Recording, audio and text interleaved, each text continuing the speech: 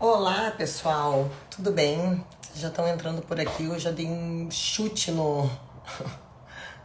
Acabei dando um chute no ring light. Como é que estão? Tudo bem, pessoal? Né? Eu espero que vocês estejam bem. Hoje, o que a gente vai falar na nossa tradicional live de negociação? Bárbara, tu entrou aqui e agora que eu me lembrei que eu tenho que mandar uns livros. Foi bom tu entrar, Bárbara. Eu me esqueci que eu tenho que mandar os livros. Eu vou fazer o seguinte, vou até falar pra Maiara amanhã, vou escrever isso agora. Aqui, Maiara, amanhã envio dos livros sorteados que eu tenho que mandar pra vocês.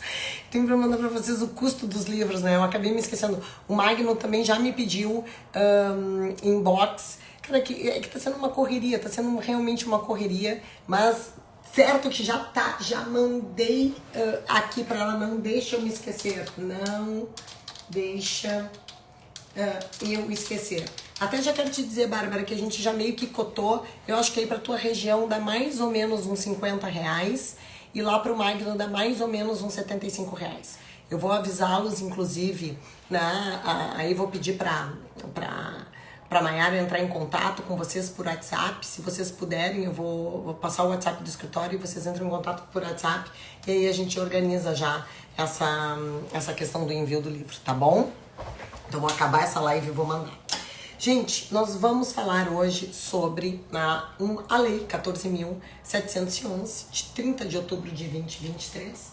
Tô com ela aberta aqui, né, no computador, que é uma legislação que tem tudo a ver com a negociação. Porque o que essa legislação ela dispõe? Ela dispõe sobre o aprimoramento das regras de garantia, de execução extrajudicial de créditos garantidos por hipoteca, de execução extrajudicial de garantia imobiliária e blá, blá, blá, blá, blá, blá. Tá? Ela, na verdade, ela ficou conhecida como um marco legal das garantias. E ela representa um marco histórico na nossa legislação brasileira, porque ela aprimora algumas regras sobre crédito, sobre garantias e sobre recuperação extrajudicial.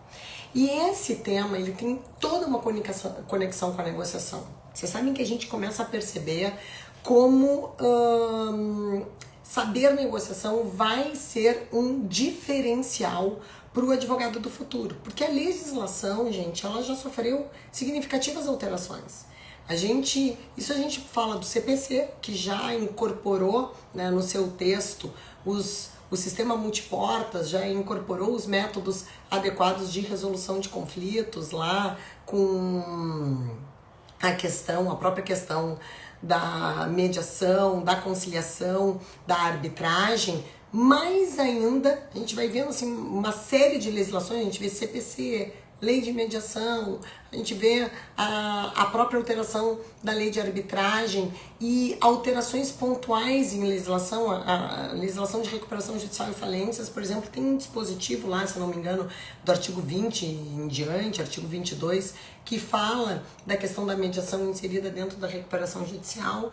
Então agora a gente tem essa legislação da execução extrajudicial. E qual é o principal objetivo dessa legislação e por que ela se conecta tanto, né, com o nosso tema? Né? Porque o objetivo é basicamente modernizar e desburocratizar um sistema de garantia que vai tornar esse sistema mais eficiente, mais seguro, mais acessível para credores e devedores. E aí abre um flanco muito interessante de negociação propriamente dita, né? Então essa lei, ela traz algumas importantes inovações. O que ela traz dentro dessa lei? Por que a gente está falando hoje, na terça-feira, que é o dia da negociação? Ela traz, né, o aprimoramento das garantias. Isso está dentro do corpo da lei. Eu vou trazer um panorama geral para vocês.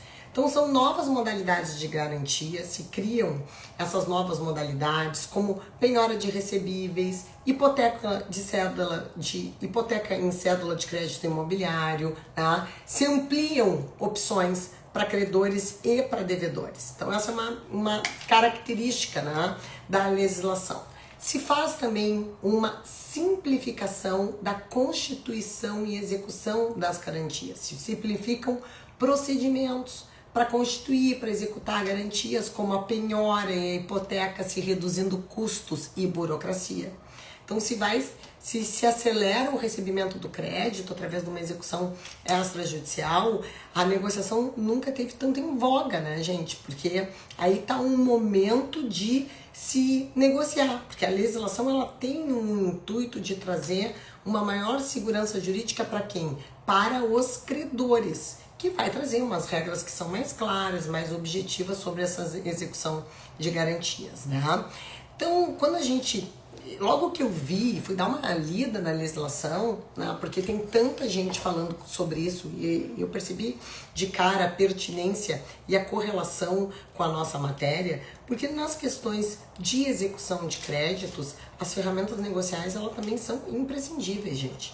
Não é simplesmente propor valores e não conhecer toda a realidade. Eu até confesso para vocês que agora à tarde eu entrei em contato com um escritório de uma determinada empresa que estava em recuperação judicial, não está mais, na tentativa de negociar um crédito gigantesco, um crédito milionário, num cumprimento de sentença de um processo que é de 2007. E aí eu liguei e perguntei, disse, olha, eu tenho um interesse de fazer essa negociação, mas eu quero saber se existe espaço realmente para negociar ou é só para barganhar, porque senão não vou ter todas essas questões envolvendo, né, gastando um latim e fazendo toda a utilização de uma ferramenta ou de uma metodologia, se a parte contrária não tem interesse. E aí o escritório foi extremamente receptivo e disse, não, doutora, a gente quer saber das realidades. Eu já de cara eu disse, olha, nós temos uma possibilidade de dar um desconto nesse crédito, de trabalhar com um deságio, mas isso aqui envolve uma questão muito particular, é uma indenização decorrente de um acidente de trânsito que vitimizou os pais, né, de 3 filhos e que convivem com essa perda desde a infância. Então, eu quero saber se efetivamente a gente consegue trabalhar com algumas circunstâncias que vão ser mais objetivas, mas aí eu tô falando de uma execução judicial e tenho trazido isso muito para vocês, né, pessoal? De como é importante visualizar que a negociação ela é utilizada tanto no âmbito extrajudicial quanto no âmbito judicial. Eu tenho conversado muito com vocês sobre o âmbito extrajudicial, né? Da advocacia extrajudicial e das vantagens de ser o titular da tua advocacia, de ser responsável, digamos assim, pelos resultados, que tem muitas vantagens nesse aspecto. Mas para que fique mais palpável esse conteúdo, eu acabo correlacionando em alguns tópicos. Cara, saiu agora, Luciana, tu viu? Eu tive um aluno que me mandou no direct. Tu viu agora que saiu esse marco legal das garantias? Eles estão falando de negociação inserida dentro dessa lei. Será que tu poderia comentar sobre? Eu achei um tema super pertinente. Porque a gente vai vendo que o termo negociação, ele está se repetindo cada vez mais, né, na própria legislação. Então, quando a gente trabalha com essa legislação, né, a gente está trabalhando com essa ideia de maior segurança jurídica de credores e de uma facilitação da negociação e da recuperação de crédito, né? Então, esse incentivo, a legislação, ela acaba incentivando, gente, a negociação extrajudicial de dívidas, criando até mecanismos chamados de uma plataforma online chamada de CNJ Negocia. Então, esses incentivos à negociação extrajudicial também aparecem na lei, que é a Lei 14.711, agora de 30 de outubro de 2023, né? De 2023. Então, esse incentivo à negociação, com a criação desses mecanismos, acaba facilitando a comunicação entre credores e devedores. Vai facilitar a comunicação entre credores e devedores. Existem também previsões na legislação de novos instrumentos para recuperação de crédito. Aí a gente tem criação de novos instrumentos para recuperação de crédito, como a penhora eletrônica de bens, a execução extrajudicial por protesto, negociação extrajudicial por protesto que vai acabar agilizar e otimizar o processo de cobrança. Então vai ter um reflexo lá nas ações de cobrança. E tem uma proteção para o devedor também, né? O devedor se protege com algumas regras que vão garantir o seu direito à informação clara e precisa sobre a sua dívida e a negociação em condições justas, né? Então a legislação traz essas circunstâncias. Quais são os impactos, então, desse marco legal das garantias, que tem inserido no seu corpo, né, a negociação e a facilitação da negociação e essa aproximação entre credores e devedores, até mesmo com uma plataforma online chamada de CNJ Negocia? Bom, um dos impactos, isso está diretamente atrelado à negociação, a gente tem falado bastante sobre isso aqui, é a redução do número de ações judiciais. Então, a redução do número de ações judiciais.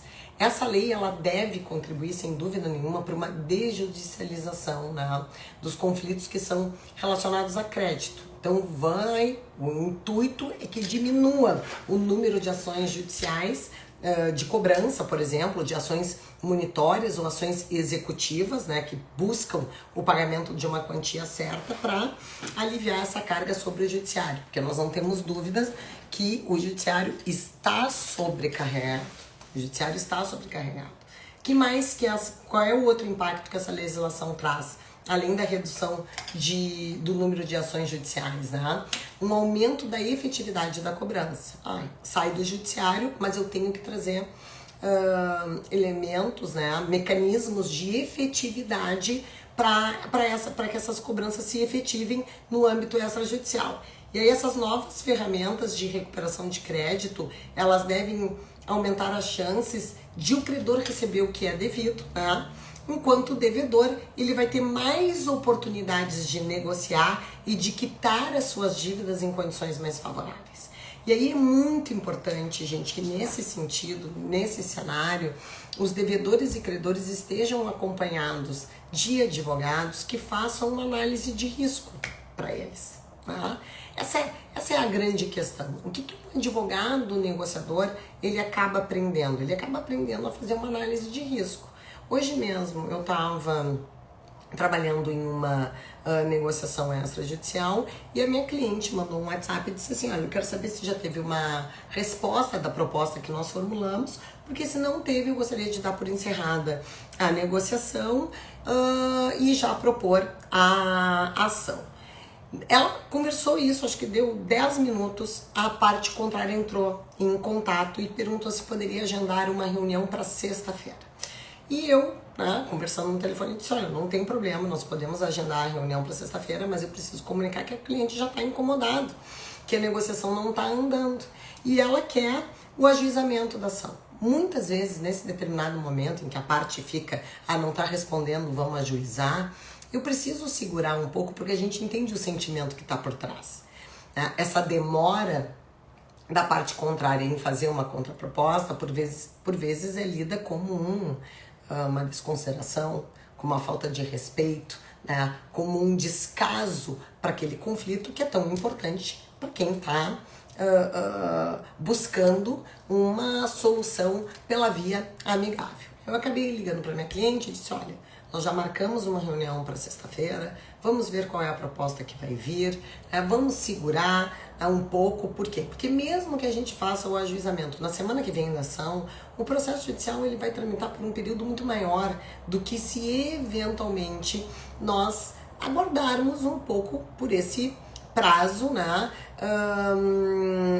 no extrajudicial. Até porque o valor da tua proposta foi um valor considerável, isso gerou um impacto, as pessoas precisam avaliar igualmente qual é o risco de se pagar no extrajudicial ou se eventualmente discutir no judicial. Então o advogado negociador, ele vai ter essa característica de analisar cenários, analisar riscos, né? Um outro impacto dessa legislação é basicamente a melhoria do ambiente de negócios. Essa lei ela contribui para a melhora do ambiente de negócios no Brasil, né, ao facilitar o acesso do crédito e reduzir os riscos para os credores, né? Então, ao facilitar esse acesso ao crédito, né, e reduzir riscos, vai ter, de forma reflexa, uma melhoria no ambiente de negócios. Que mais que eu apontei aqui para vocês, né, gente? A promoção da cultura da negociação. Isso está muito evidenciado na Lei 14.711 de 2023, né? A lei, ela incentiva a resolução amigável dos conflitos e isso ajuda isso contribui para uma mudança de cultura jurídica brasileira. A gente tem um paradigma que é um paradigma adversarial e a gente está tentando mudar para um paradigma mais conciliador, mais negociador, né? No paradigma que nós estamos hoje, ele é competitivo, ele não é colaborativo. Então é algo que é bem importante a gente visualizar. É claro que se tem alguns impactos que são positivos dessa legislação, nós temos outras questões que são negativas. Uma questão que é bem negativa, né, é a falta de conhecimento da lei. A própria falta de conhecimento, ela depõe contra a aplicação, né? Então, por isso que a gente tem que falar, tem que fazer live sobre o assunto. Então, é importante que os credores, que os devedores, que os profissionais do direito, eles estejam cientes, né, do que está previsto lá nessa legislação, para que se possa usufruir de benefícios, né?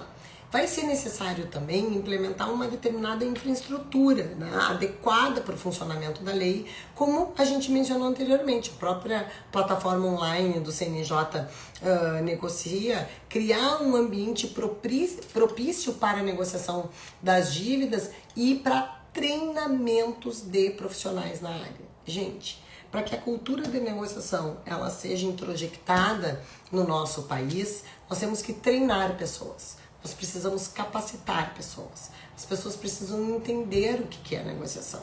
Tá? Que negociação não é única e exclusivamente barganhar valores. Né? Quais são as ferramentas que existem? Quais são os métodos negociais que podem ser adotados para se chegar a um determinado resultado? Dentro dessa lei, dessa 14.711 de 2023, tem também alteração no Código Civil, tem alteração na lei de protesto, gente, de títulos e documentos de dívida, que isso vai impactar as ações de cobrança, né?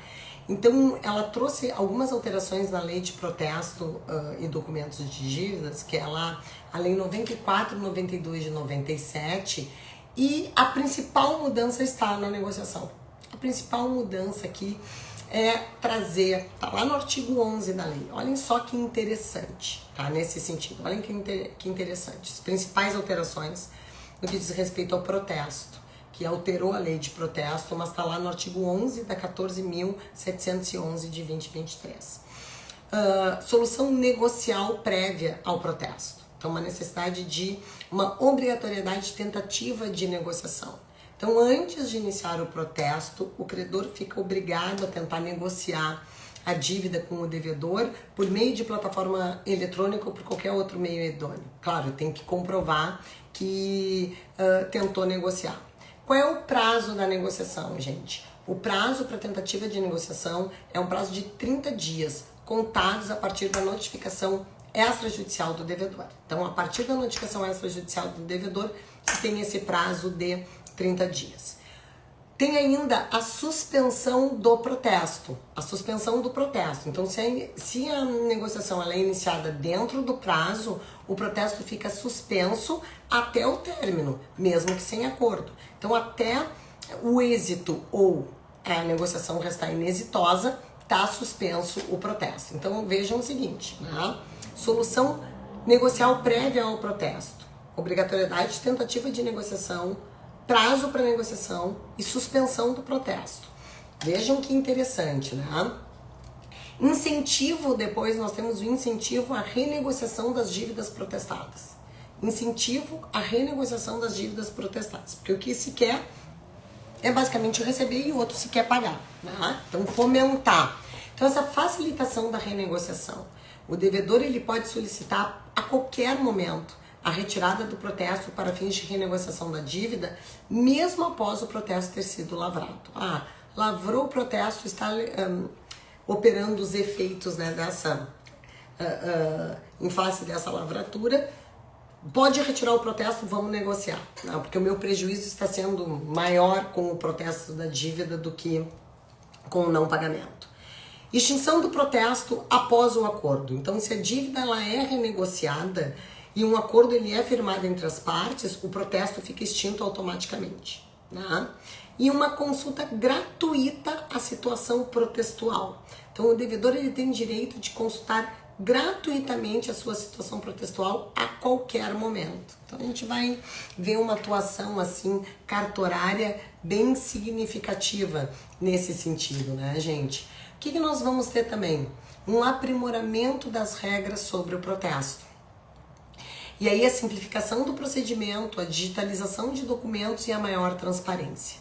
Quando a gente fala de simplificação de procedimento, o que é, né? O procedimento de protesto ele acabou sendo simplificado com a redução de formalidades e a desburocratização de etapas. Então, desburocratiza o ambiente para melhorar os negócios.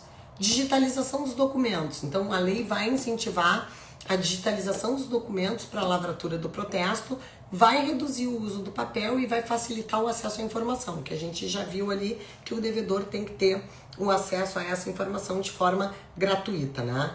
Uma maior transparência, porque, claro, se o processo está simplificado, se os documentos estão digitalizados, se os devedores vão ter acesso, tu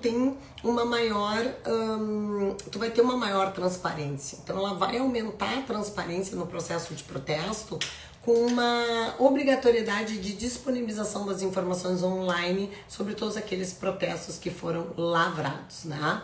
Então a gente tem dentro desse aspecto do protesto, nós temos redução no número de protestos, impactos positivos dessas alterações, redução do número de protestos, melhoria da relação entre credor e devedor, né, gente? Se eu facilito a negociação e a renegociação de dívidas, isso contribui para a melhoria da relação entre o credor e o devedor e vai evitar conflitos mais graves, conflitos futuros. Quem sabe pode até retomar a relação empresarial, a relação jurídica existente entre as partes, né?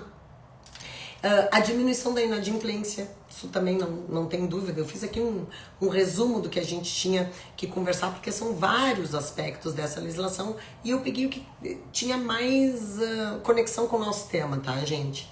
Então, a diminuição da inadimplência, então a promoção dessa cultura de negociação, ela vai, sem dúvida nenhuma, contribuir para a redução da inadimplência no país. É o que se espera, né, gente? Então, é o que se espera e eu, sinceramente, acredito que nós temos um novo cenário hoje no que diz respeito à resolução de conflitos no Brasil. Um cenário que é bem distinto daquele no qual eu fui inserida na primeira vez, lá em 2014, quando eu fui apresentada para o sistema multiportas e comecei a estudar isso. A gente viu uma série de legislação que pipocou a partir de então, a própria lei de mediação, as alterações da lei de arbitragem, o próprio CPC incorporando essas questões que se tratam de uma política pública do CNJ e agora essa lei do marco legal das garantias, né? Então a gente tem alguns desafios e algumas perspectivas, né? A gente já falou sobre isso, desafios. Os desafios, basicamente, as pessoas precisam conhecer a lei, tem que ter uma infraestrutura, plataformas online de crédito colocada à disposição e trabalhar na mudança de cultura. Quando a gente fala em trabalhar na mudança de cultura, isso é o mais difícil, gente. Trabalhar nessa troca de paradigma, as pessoas entenderem o que se está falando, como é que é possível negociar. Que a negociação ela é um método adequado, válido de resolver um problema, que ela vai trazer garantia para devedor e vai trazer garantia para o credor que vai ter um título executivo formado, devidamente homologado, que poderá ser executado posteriormente, o devedor sabendo que vai ter uma quitação ampla e restrita daquela dívida. Então, ao falar de negociação, eu não estou única e exclusivamente em campo de ideias absolutamente abstrata, vivendo num mundo feliz de tijolos amarelos. Muito antes, pelo contrário.